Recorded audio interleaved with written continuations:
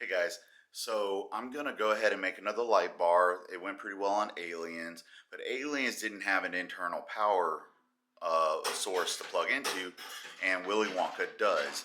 And the reason people don't use them is normally when you plug into them, whether your machine's turned on or not, it has that power, that 120 going through it. However, because of my setup, and I think most people probably do this, um, when I turn my machines off, they're turned off at the wall, and so they don't have that power source. Um, and so I'll show you what I'm talking about. So most people have their machines hooked up to a power strip, and it's plenty simple enough to just hit the power switch. But I have a Wi-Fi uh, power strip little plug in here, and you can actually turn it on with your phone or the button on the side. And so it really makes it easy to get your machines on without actually being on the side of the house that they're on. You just go ahead and turn them on so that they're ready to go by the time you get there. Now, for me, I really like light bars for some of the games that are darker. And Willy Wonka is on the darker side, and it has plenty of color in it. So I'm probably just going to stick with a uh, white, a dimmer white light, and I'll show you what I mean by Wonka's a little darker.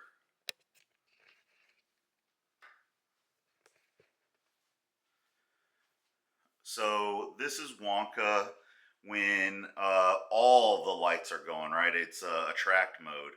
When it's not in attract mode, it's not as bright. And so you get a lot of dark spots, and it's a little harder to keep up with the ball. So I'm gonna go ahead and make the light bars and get it all hooked up, and we'll see how much brighter it is in the center area here and over here where you get a lot of the ball motion. All right, so here are our parts. It's real basic. So I get really flaky when it comes to wiring to the boards in games. And if I was going to do that, I'd go ahead and buy the equipment that's already out there. However, it can get quite expensive, and so this is kind of a budget build. And I use an straight up adapter for 100, 240 to 12 volt output. And as long as you have somewhere to plug it in inside your machine, then this will work. Whether you have a source of power that will turn off outside of the machine is what makes this a great option. If you don't have that, then it's probably not the way you want to go unless you plan on opening your coin box and plugging it in each time that you play, which is an option. So I'll start at the wall and work my way towards the light. So obviously we have the power source. This plugs into your AC inside the machine. And this runs all the way through the end of the wire and to your pigtail. And this is a 1 to 3. So it goes from this one to up to this one I got up to 4. So you could run an LED up to your back box or all over your playfield. And then at the end of each of the plugs runs one of these. And these are really cool. So there's your female end. And this end right here taps and pinches onto, let's see if I can get it to focus. No. This piece right here is what connects to your LEDs. And so for Wonka, I'm going to have 2 LED bars. So I'll end up using 2 of these. This connects to your LED strips. And these cob lights are amazing. Basically, they're LED strips, but they're diffused in a way that it looks like a straight, constant bar of lights. And it's very bright, which means you're going to want to get one of these. This goes in between your pigtail and your power source, and this is a dimmer, and these only cost like $8, and it will take the brightness of the cob light a little down so that you're not blinding yourself, or if you just wanted a little bit of light. And of course, this LED strip goes inside of the brackets. And these are metal brackets. I'll be using my Dremel later to cut it down to size. I'm going to go with 32-inch bars. And in those brackets, you have these covers that diffuse the light, which is pretty much a must for pinball. Otherwise, you're going to have a glaring light off the wax, and it's going to be pretty distracting. And then once you have everything lit up and it's working, you have your magnetic tape. Your magnetic tape, this is a good company. I've used it a few times for different things over the years, and it stays on pretty well.